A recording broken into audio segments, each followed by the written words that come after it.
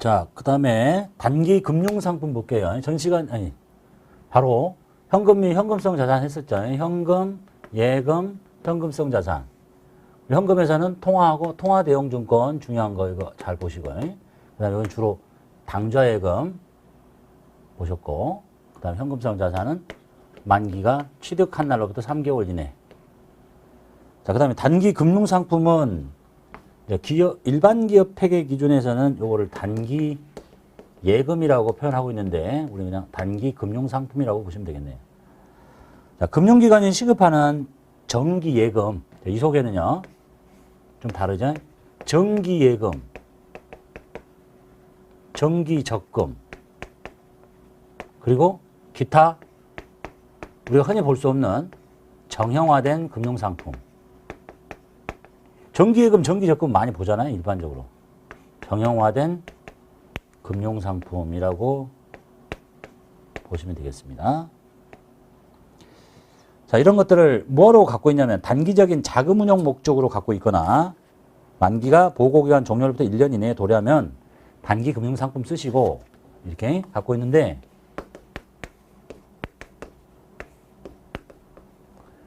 이것이 만기가 보고기간 종료일 보통 12월 말이라고 보고요. 여기서부터 1년 이내에 도래하면 단기 금융상품을 쓰고, 똑같이 생긴 건데 여기서부터 이렇게 길어. 그러면 장기 금융상품을 씁니다. 이건 뒤에 배우시겠죠? 그러니까 장기이기 때문에 이제 유동성이 더 낮잖아요. 비유동 자산에 가서 또 만나게 됩니다. 자, 그리고 이들 금융상품 중에 혹시 사용이 제한되는 예금이 있다면 이건 주석으로 알려주세요 라고 되어 있네요. 이런 금융상품이 재무상태표에 보고할 텐데 혹시 사용이 제한되어 있냐? 그러면 재무상태표에 자산을 보고할 거 아니에요. 이렇게 주석이 뭐야? 이렇게 딱 해서 각주를 다는 거야. 이 자산은 사용이 제한되어 있습니다. 또는 뭐 내용물이 많으면 별지에다가 이름을 적어서 왜 사용이 제한되는지 그 내용을 알려달라는 얘기입니다. 자, 사용이 제한된 예금의 종류를 살짝 볼게요. 차입금의 담보로 제공된 예금이 있어요.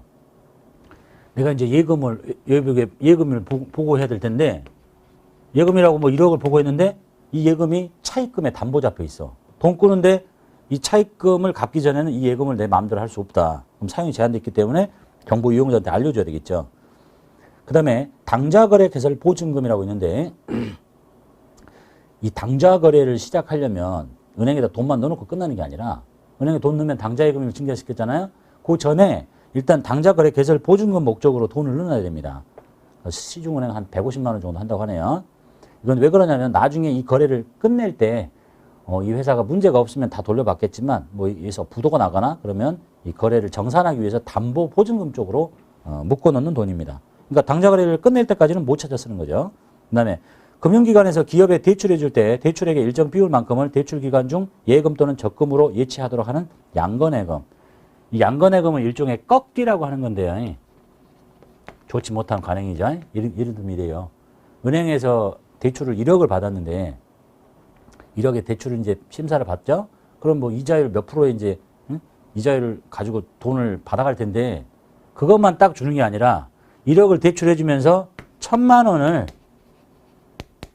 적금을 정기 예금을 들어놓으세요 이렇게 하는 거야. 나한테 1억 딱 대출해 주면서 1,000만 원을 정기 예금 들어라는 얘기는, 정기 예금 뭐예요? 그냥 돈을 딱 집어넣어 놓고 언제부터 언제까지 안 찾아가는 거잖아요. 그럼 이 돈을 말이죠. 내가 1억이 필요해서 1억을 빌렸는데 1,000만 원을 정기 예금 딱 몰아놓으라고 하면 이 돈은 절대 못 갖다 쓰는 거야. 예? 쓰고 싶어도 그게 일종의 꺾어버리는 거죠. 예? 그런 걸 보고 꺾기라고 합니다. 그러니까 사용이 제한된 거예요. 대출은 1억을 받았지만 1,000만 원 정기 예금에 딱 묶여있기 때문에 이 예금은 꺾어버리면 이 대출금을 갚는 용도밖에 못 써요. 아주 잘못된 관행이죠. 요즘 뭐 이런 거 안 꺾고 뭐 대출 한번 받으려면 뭐 보험 드세요. 뭐 전 직원 카드 하나씩 다 만드세요. 뭐 이런 거 하는 거 있잖아요. 그런 거 보고 이제 이 꺾기를 양건예금이라고 합니다. 이런 게 있으면 사용이 제한됐기 때문에 알려달라는 얘기입니다. 그런 얘기고. 그 다음에 첫 번째가 이제 정기 예금과 적금을 보시는데, 금융기관이 시급하는 정기 예금. 정기 예금 뭐예요? 뭐 1월 달부터 6월 달까지 돈 1억 넣어놓고 안 찾아가는 거죠. 그러니까 은행이 안 찾아가니까 이자율이 센 거지. 은행이 돈을 6개월 동안 마음대로 쓸 수 있는 거니까. 정기 적금 뭐예요? 뭐 6개월짜리 적금 들면 규칙적으로 얼마씩 내는 거잖아요. 예? 한 달에 100만 원씩 뭐 6개월간. 근데 이것이 1년 6개월이면 기간이 장기니까 여기 오면 안 되겠고. 사례 봅시다. 별로 중요한 거 없으니까. 자, 신한은행에 정기예금에 가입했습니다. 정기예금은 집어넣고 기다리는 거죠. 6개월짜리네요. 집어넣은 날로부터 6개월이니까 보호기간 종료로부터 1년 이내에 도래하겠죠. 당사의 보통예금 계좌에서 대체해서 입금됩니다. 자, 들어오는 거 나간 것만 따지면 되죠. 나간 거 보인다. 돈 여기서 나갔다고? 보통예금 통장에서 나갔잖아. 그럼 보통예금 뺍니다. 금액은 50만 원이 나갑니다. 나가고 어디 통장에 들어가냐면 정기예금에 들어가요. 그런데 기간이 6개월짜리잖아. 그러니까 그냥 정기예금 쓰면 돼요. 50만 원. 이렇게 증가, 감소, 이름만. 그 다음에 신한은행에 예금한 정기예금이 만기가 됐어요. 원금과 이자를 돌려받습니다. 증가, 예금 넣었을 때 이렇게 했잖아요. 근데 만기가 됐으니까 이게 싹 없어지는 거잖아요. 정기예금이 없어지고 50만 원이 없어지면서 원금이 돌아오는데 어디로 들어오냐면 보통예금 통장에 찍힙니다. 이제 보통예금 통장에 50만 원과 이자가 같이 찍혀요. 52만 원 받게 됩니다. 그러려고 예금 드는 거잖아. 지금 2만 원만큼 돈 더 받는 거죠. 이쪽이 부족하잖아요. 여기 이제 2만 원을 적어야 되겠지?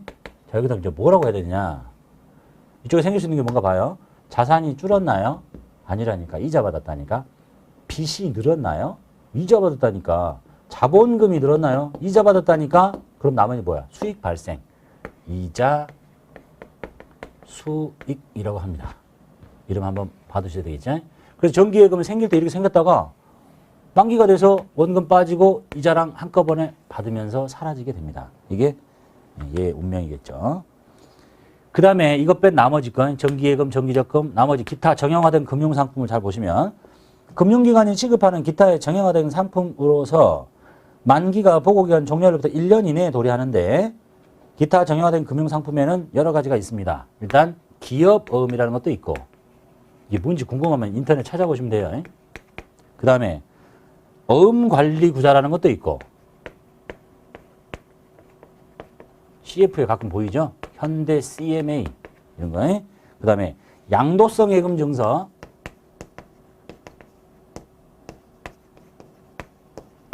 뭐 시중에서 뭐 CD 금리 뭐 이렇게 하는 건 CD. 그 다음에 환매채 나왔죠? 방금 봤던 환매채, 환매 조건부 채권. 그러니까 이가 여기 들어있다니까.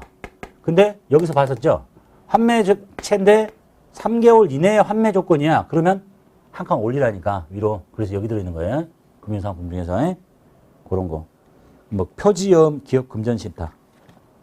그 용어 정리 간단하게 써드렸는데 궁금하시면 인터넷 찾아보면 이게 다 써있으니까 보시고 우리가 알고 싶은 건 이게 아니고 그냥 이런 것들이 정기예금, 정기적금은 정형화되긴 했는데 우리가 흔히 볼 수 있는 거고 기타 우리가 흔히 볼 수 없지만 정형화된 이런 금융상품들인데 만기가 1년 이내죠. 근데 굉장히 빠르다고? 3개월 이내라고? 취득한 날로부터요? 얘는 보고기간 종료일로부터 1년이야. 보통 날짜는. 얘는 취득한 날로부터 3개월 이내예요. 그것만 조심하시면 되겠습니다.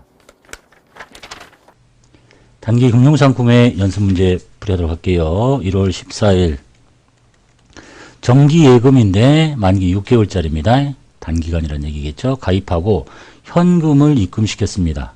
은행에다가. 그러니까 현금이 나가고 정기예금이 증가하고 이런 얘기겠죠. 차변에 정기예금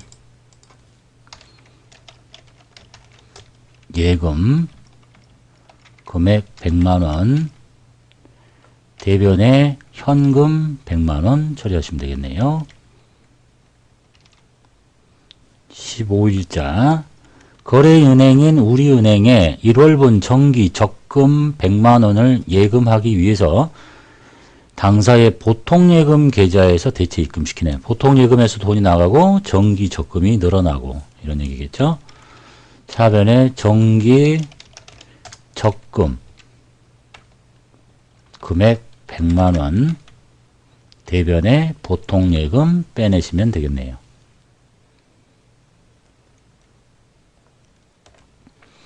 16일자 신한은행에 예치된 정기예금이 만기가 돼서 원금과 단기 발생한 이자가 당좌예금 통장에 들어옵니다.